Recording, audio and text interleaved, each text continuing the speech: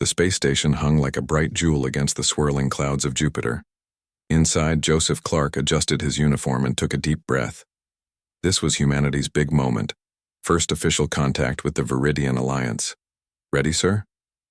asked Kevin Morris, a young diplomatic aide with eager eyes. "As ready as anyone can be to meet aliens," Joseph replied with a smile that hid his concern. The year was 2087. Humans had small colonies on Mars and Europa. They had built ships that could cross the solar system in weeks instead of months. But, compared to the Viridian Alliance, humans were still newcomers to space. The Viridians had mastered faster-than-light travel centuries ago. They controlled hundreds of star systems, and now they had finally noticed Earth. The doors slid open. 4 aliens walked in. Each looked completely different from the others. One had blue skin and 4 arms. Another floated slightly above the ground. The third had scales like a lizard. The leader was tall and thin with eyes that seemed to glow. "I am Zelvox, ambassador of the Viridian Alliance," the tall one said. Its voice sounded musical but cold. "We welcome you, primitive humans, to the greater galactic community." Joseph ignored the insult. "On behalf of Earth, we thank you for this meeting." Linda Martinez stood beside Joseph. As captain of Earth's flagship vessel Orion's Light, she was there to show Earth's military was peaceful but not weak. She didn't like how the aliens kept looking at the humans as if they were animals in a zoo. The meeting started well enough. The aliens described their alliance of 7 advanced species. They talked about trade and knowledge exchange, but something felt off to Joseph. The aliens seemed to be hiding something. "Now we must discuss your Mars colony," Zelvox said suddenly. "It will become a Viridian protectorate." The room went silent. Linda's hand moved closer to her sidearm. "I'm afraid I don't understand," Joseph said calmly. "Mars is a human colony."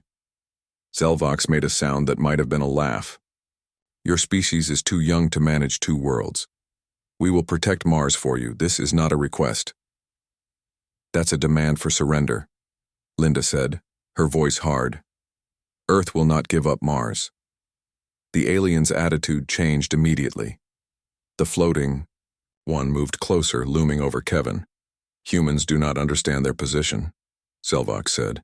"You have no choice in this matter." "We always have a choice," Joseph replied. The floating alien suddenly struck out, hitting Kevin with one of its appendages. The young aide fell to the floor, blood streaming from his head. "That was an accident," Zelvox said with no concern in its voice. "Your kind is so fragile." The room tensed. Security officers reached for weapons. The situation was about to explode. Joseph raised his hand, signaling everyone to stay calm. He helped Kevin to his feet and handed him to a medic. Then he turned to face Zelvox. The space station seemed unusually quiet. Even the hum of the air system felt distant. Joseph stepped forward until he was face to face with the alien ambassador. "I suggest you reconsider," Joseph said, his voice soft but clear. "I'm not even angry yet." Zelvox looked down at the human. The alien's glowing eyes blinked once. Then it made that strange laughing sound again. The other aliens joined in. They had encountered many species in their expansion. All of them became emotional, irrational, and easy to defeat when threatened. These humans would be no different. The aliens had no way of knowing that they had just made the biggest mistake in their long history. They had no concept of what human anger truly meant. They were about to find out. As the aliens continued laughing, Joseph simply smiled. He knew something they didn't. When humans got angry, they didn't get stupid, they got dangerous.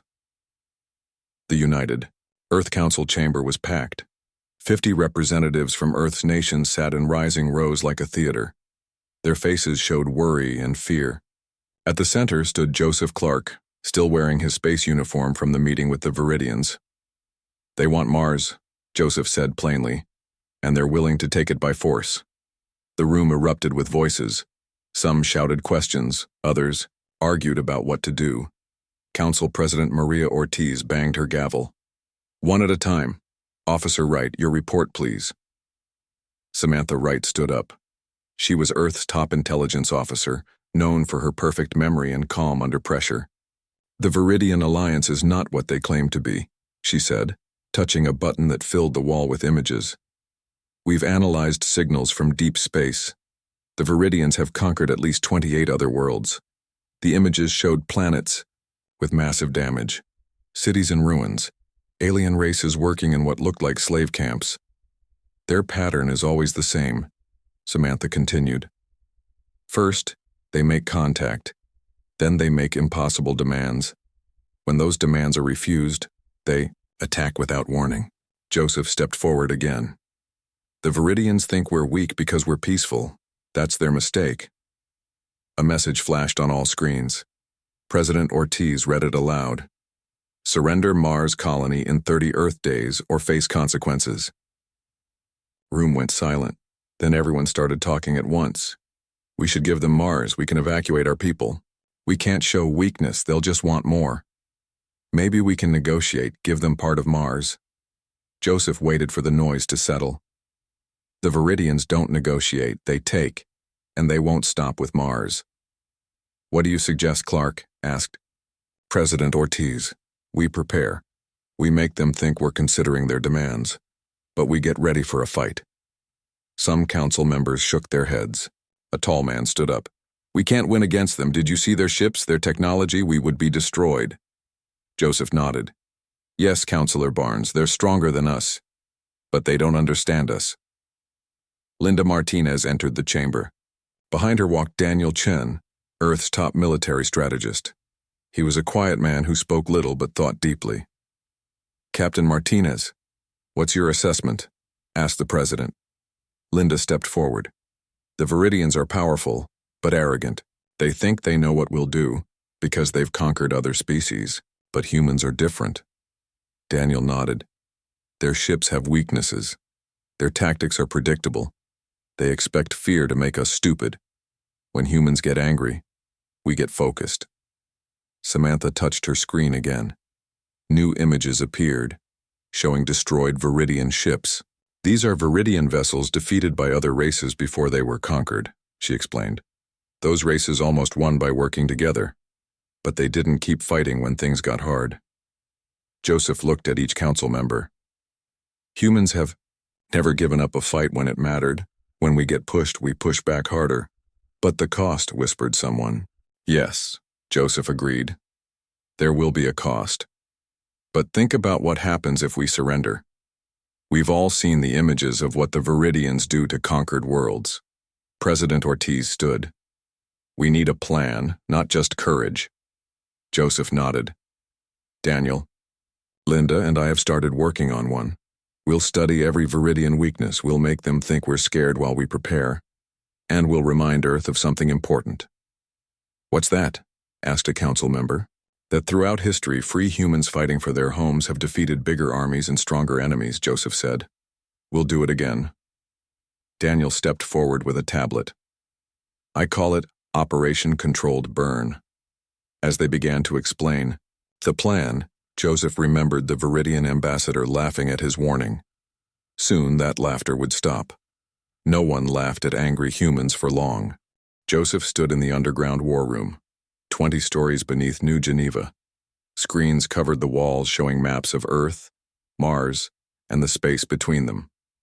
Daniel Chen pointed at dots representing Viridian ships. "They're moving closer every day," Daniel said. "Testing our defenses, watching how we react." Linda looked up from her tablet. "Our ships are in position but staying hidden. The Viridians think we only have half the fleet we actually do." The door opened. A woman with dark hair tied back in a tight bun walked in. She carried a clear container with something moving inside. "Nicole Patel," Joseph said with a nod. "What have you found?" Nicole placed the container on the table. Inside was a small creature that looked like a cross between a lizard and a spider. It hissed at them. "This is a juvenile krell, one of the Viridian species," Nicole explained. "Samantha's team captured it from a scout ship. I've been studying it for 3 days." Everyone leaned in closer. "The Viridians aren't just an alliance," Nicole continued. "They're 7 species that all evolved as top predators on their home worlds. They never learned to cooperate until they met each other. Predators working with other predators, Joseph mused. Unusual, Nicole nodded. Very, and it explains a lot. Look what happens when I do this. She tapped a button. A loud noise filled the room. The creature in the container went wild, attacking the walls randomly, hurting itself in the process. Now watch. She tapped another button. The noise stopped. The creature calmed down immediately and began moving in careful patterns, searching for a way out. I've tested this with samples from 3 different Viridian species. They all react the same way, Nicole said. When threatened, they either freeze completely or attack blindly. They have no middle ground. Daniel's eyes widened. So when they're angry, they become less effective, Nicole finished. They can't channel their emotions like humans can.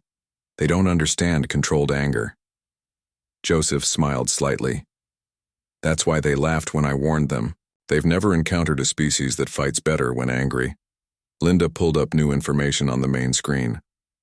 We intercepted communications between their ships. Every species they've conquered before had the same reaction to threats, either total panic or blind rage. The Viridians expect us to do the same. That's our advantage, Daniel said. Human anger isn't just emotion. It's fuel. We use it. We control it. Joseph walked to a map of the solar system. So we let them think we're falling apart. We show them panic and confusion. Then we surprise them. Exactly, Nicole said. I've been working with military teams, teaching them to recognize Viridian stress signals. When the Viridians get angry, they'll make mistakes. Linda touched her screen. A message appeared, ready to send to the Viridian command ship. We are considering your demands. Humans prefer peace to conflict. Please extend the deadline for our answer, Joseph read aloud. Perfect. They'll think we're scared. Meanwhile, Daniel said, our real preparations continue. Fleet movements disguised as routine exercises, weapons hidden on civilian ships, defenses built into asteroid fields where their sensors can't detect them. Joseph nodded at Linda. Send the message. As she did, alarms suddenly blared. A red light flashed on the map near Mars. They're moving, Samantha called from her station. 3 Viridian warships just changed course. They're heading toward our outpost on Phobos. They're testing us, Joseph said calmly, seeing if we'll break under pressure. What do we do? Asked Nicole. Joseph's face hardened. We give them exactly what they expect, confusion and fear. But behind that, we set our trap. The screen showed the Viridian ships approaching Mars. On Earth, Operation Controlled Burn moved into its next phase.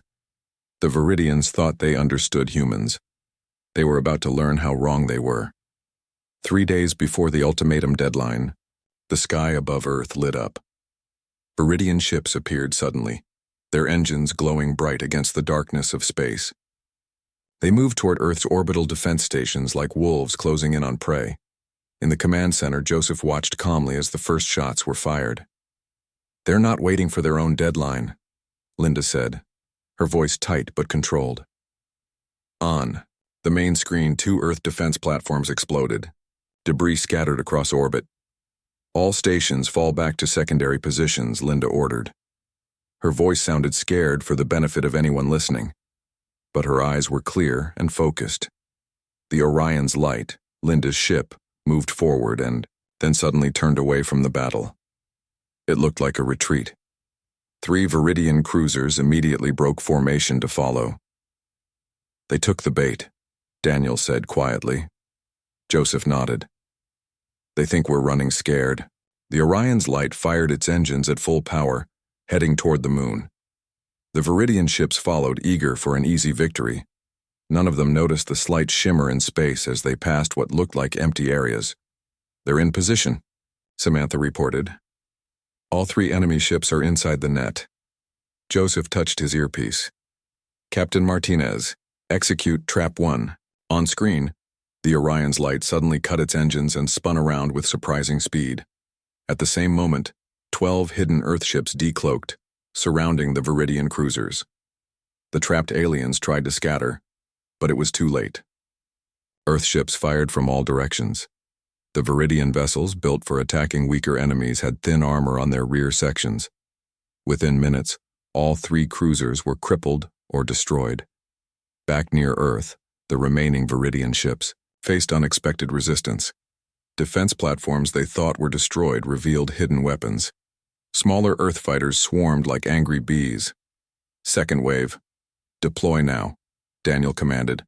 From the dark side of Earth came 30 more ships. They targeted the largest Viridian vessels with weapons the aliens had never seen before. On the command screens, the Viridian fleet began to break apart. Some ships exploded, others turned to flee. They didn't expect this level of coordination, Nicole said, studying alien communication patterns. They're confused. Their anger is making them sloppy. After 2 hours of fighting, the space around Earth fell quiet again. 17 Viridian ships had been destroyed. The rest had retreated beyond the moon. Joseph looked at the damage reports. Earth had lost 4 defense platforms and 7 ships, but they had won the first battle. Broadcast the message, he told Samantha. All across Earth's communication channels, a simple statement went out. That was our defensive response. We haven't even begun to fight. Joseph opened a direct channel to the Viridian command ship. I warned you, he said calmly. Now I'm beginning to get irritated. He closed the channel before they could respond. The command center erupted in cheers. People hugged and clapped each other on the back, but Joseph did not join the celebration. Linda, are you seeing this? He asked, pointing to new data coming in. Linda's smile faded as she read the information. Long-range sensors are picking up energy signatures. Hundreds of them just beyond Saturn. Viridian reinforcements, Daniel said grimly. A lot of them. Joseph nodded. We bloodied their nose, but now they're calling in their real fleet. The room grew quiet as the scale of what they faced became clear. The dots on the screen kept multiplying. Hundreds of ships, then thousands. We can't beat that many, someone whispered. Joseph took a deep breath. Not alone, we can't. He turned to Linda and Daniel. It's time for phase 2 of our plan. Outside, Earth prepared for a much bigger fight. The real test was just beginning. The small ship moved silently through space. It had no markings, no lights, nothing to show it was from Earth. Inside, Joseph and Linda sat in the cramped cockpit, watching the stars. Are you sure this will work? Linda asked. Joseph checked their course again. No, but we're out of options.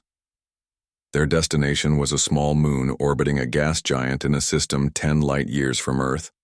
According to intelligence reports, it was home to a species called the Calatori, who had been conquered by the Viridians 20 years ago. If the Viridians have enemies, we need to find them, Joseph said, and anyone they've conquered must hate them. The ship slowed as they approached the moon. Its surface was covered with strange structures that looked like giant blue crystals.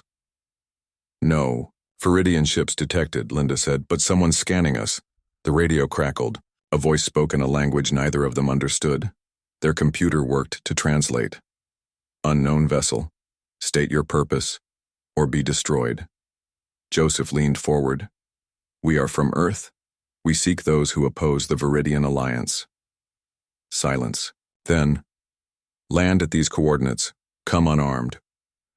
The ship touched down in a clearing surrounded by crystal towers. As they stepped outside, Linda gasped. The air shimmered with tiny, floating lights.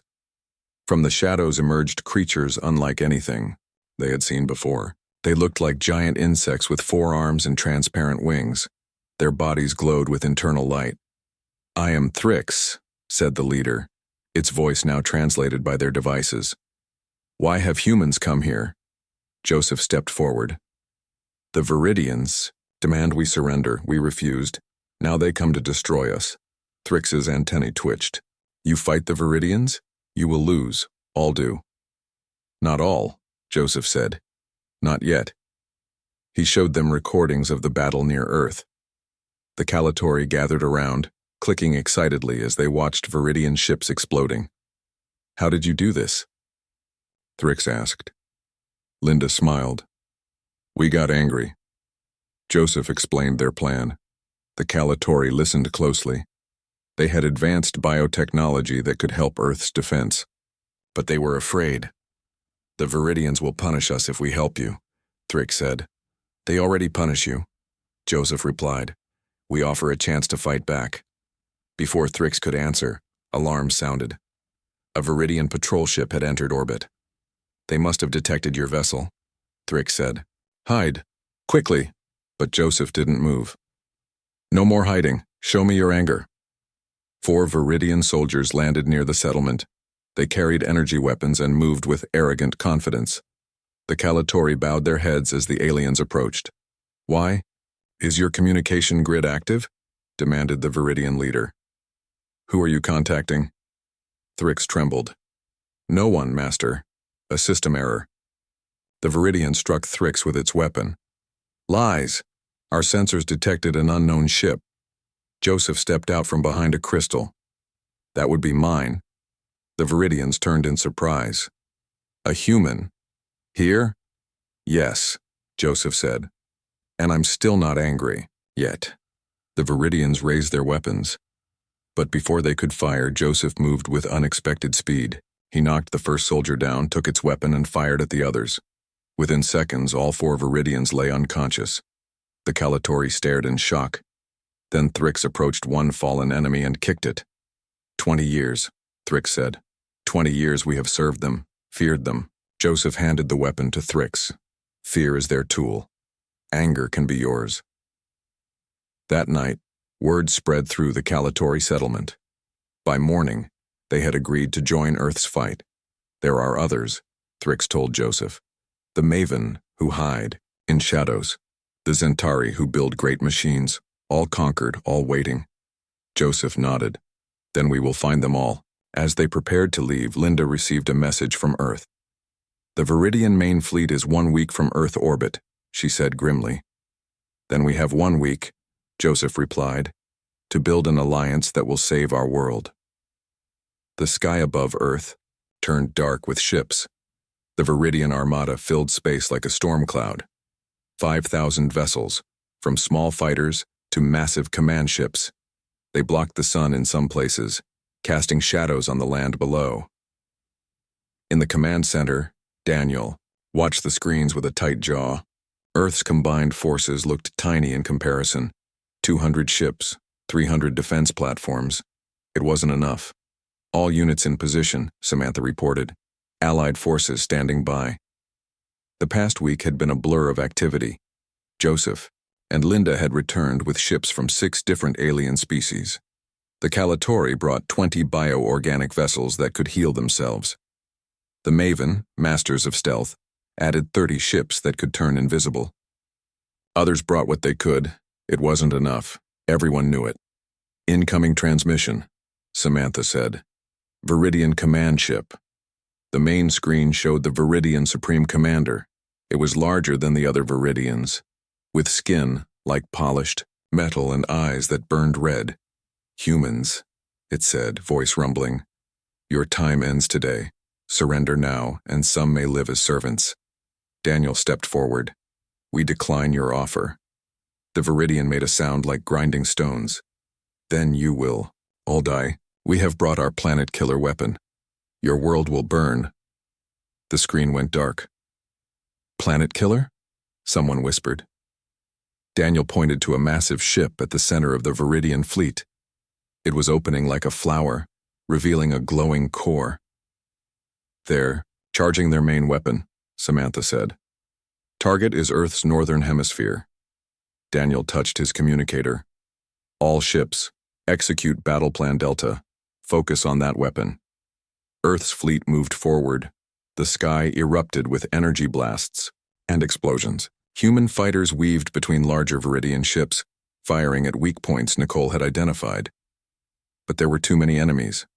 Earth ships exploded one after another. The defense platforms fell silent. The Allied alien vessels fought bravely, but were overwhelmed. On a resistance base orbiting Jupiter, Joseph watched the battle unfold. Reports came in of heavy losses. Earth cities were being bombed. The planet killer weapon was almost ready to fire. "We need to implement Protocol Prometheus," Joseph said quietly. His staff looked at him in shock. Protocol Prometheus was their last resort. It meant sacrificing the Orion's light and its crew to disable the planet killer. Linda is on that ship, Nicole reminded him. I know. Joseph's face showed pain, but his voice remained steady. Send the order. On the main battlefield, Linda received the message. She looked at her crew, loyal men and women who had served with her for years. You know what we have to do, she said. They nodded. No one hesitated. The Orion's light turned toward the planet killer. All power diverted to engines and forward shields. It accelerated to maximum speed. Viridian ships tried to intercept but couldn't react fast enough. The Orion's light smashed through their lines, taking heavy damage but not stopping. Impact in 10 seconds, Linda said calmly. It's been an honor. The ship slammed into the planet killer's core. A blinding flash lit up space. The weapon's energy turned inward, consuming itself and the Viridian ships closest to it. When the light faded, both the planet killer and the Orion's light were gone. On the command base, Joseph received the news. For the first time, real anger showed on his face. Not the controlled tactical anger they had used before. Something deeper. A rescue team found Linda floating in space, critically injured but alive.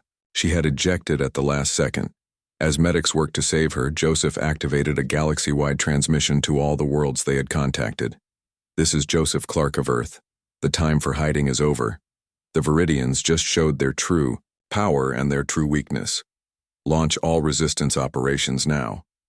Across the galaxy, oppressed worlds rose up against their Viridian masters. On Earth, specially trained human soldiers moved to the front lines. For the first time, they unleashed the full potential of controlled human rage. The real battle had just begun. 3 days after Linda's sacrifice, Joseph returned to Earth with a fleet of 500 ships. They came from worlds across the galaxy, races that had suffered under Viridian rule for generations. Now they had found their courage. The battle around Earth had turned into a stalemate. The Viridians had lost their planet killer, but they still had thousands of warships. Earth forces fought bravely, but were slowly losing ground. Joseph's fleet arrived behind the Viridian lines. They attacked without warning, catching the enemy in a perfect crossfire. Push forward, Daniel ordered Earth's remaining ships. Don't give them time to regroup. In the main command center, Nicole approached Joseph with a small container. Inside was a clear liquid that glowed faintly blue. Is it ready? Joseph asked. Nicole nodded. We tested it on the Viridian prisoners. It works exactly as planned. Joseph looked at the liquid. It had taken the combined knowledge of human scientists and Calatori bioengineers to create it.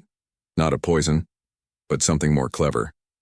Load it into the special missiles, Joseph ordered. Target their command ships only. Across the battlefield, human ships launched the new weapons. They exploded near Viridian command vessels, releasing clouds of the blue substance. Viridian commanders breathed it in without knowing.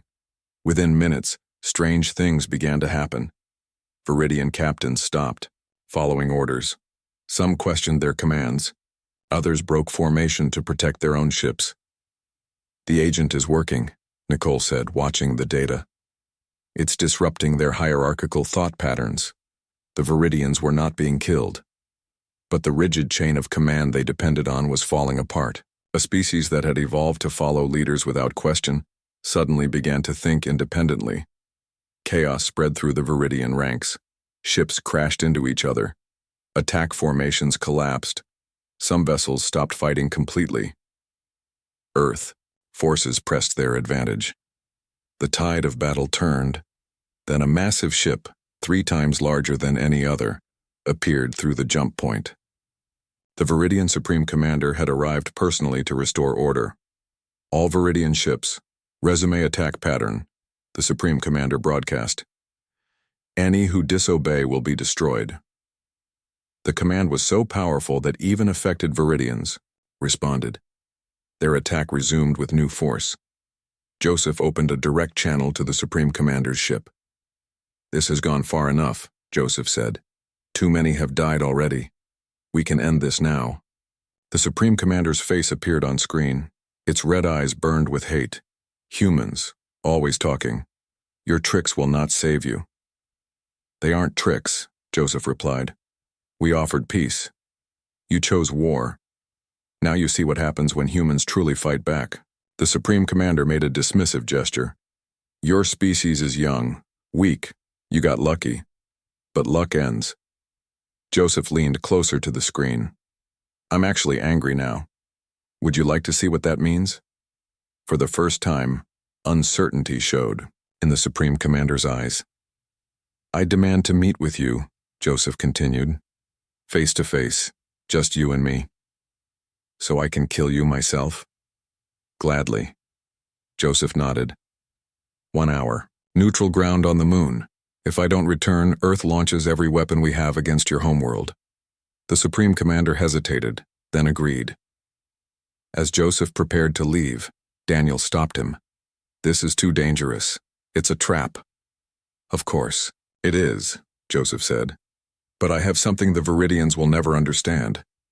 What's that? Asked Daniel. Joseph checked the small device hidden in his sleeve. On it were images collected by Samantha's intelligence team. Evidence that would change everything. The truth, Joseph said. The Viridian leaders have been lying to their own people for centuries. Their empire isn't just built on conquest, it's built on deception. He stepped onto the shuttle that would take him to the meeting. The Supreme Commander thinks anger makes us weak, Joseph said. I'm going to show it how. Wrong, that is. Behind him, the battle paused as both sides awaited the outcome of this unexpected meeting. The meeting place was a flat plain of gray dust on the moon's surface. Earth hung in the black sky above, partly covered by the shadow of Viridian ships. Joseph stood alone, wearing only a simple spacesuit. He carried no visible weapons. The Supreme Commander's ship landed nearby, kicking up a cloud of moon dust. The alien emerged, twice Joseph's height with skin like polished metal and those burning red eyes. It wore no spacesuit. Its species could survive in vacuum for short periods. Human, it said through a communication device. You have caused much trouble, Joseph nodded. That's what humans do when threatened. The Supreme Commander moved closer. In our tradition, disputes between leaders are settled by combat. Do you accept this challenge? I do, Joseph replied. Without warning, the alien attacked. Its long arms swung at Joseph with enough force to shatter bone. Joseph ducked under it, using the moon's low gravity to jump away. The Supreme Commander was strong, but Joseph was faster. For several minutes, they fought across the lunar surface. Joseph landed several blows, but they seemed to have little effect on the alien's metallic skin. Meanwhile, a single hit from the Supreme Commander sent Joseph flying 20 feet across the dusty ground. Joseph got up slowly. Blood floated inside his helmet from a cut on his forehead. You fight well for a primitive, the Supreme Commander said. But you cannot win. Joseph smiled through the pain. I'm not trying to win the fight. I'm trying to win the war. He activated the device in his sleeve. Holographic images projected around them, visible to both armies watching from their ships. The images showed Viridian worlds suffering under their own government, civilian populations starving, resources taken for the military while ordinary people died, rebellions crushed with brutal force. Your own people are victims of your empire, Joseph said. You tell them conquest is necessary for survival. That's a lie. The Supreme Commander roared and charged forward. This time its blow connected, cracking Joseph's helmet. Air began to leak out. Joseph fell to his knees, struggling to breathe. The Supreme Commander stood over him, ready to deliver a final blow. You talk while you die. Typical human weakness. With his remaining strength, Joseph lunged forward. He had studied Viridian anatomy for weeks. He knew exactly where to strike. His fist hit a spot just below the alien's chest, where its central nerve cluster was located. The Supreme Commander froze in shock. It had never been struck there before. Joseph stood up, his damaged helmet barely holding together. He could have finished the alien then. Everyone watching expected it. Instead, he stepped back and held out his hand. This is human anger, Joseph said, his voice weak through the damaged communication system. We channel it, control it, and we choose when to set it aside. The Supreme Commander stared at Joseph's outstretched hand. In all its centuries of combat, no opponent had ever spared its life when given the chance to take it. Why? It asked. Because there's been enough killing, Joseph replied. Because your people deserve better leaders. Because humans would rather make peace than destroy an enemy. Slowly, the Supreme Commander reached out and took Joseph's hand. Across the battlefield, Viridian ships began powering down their weapons.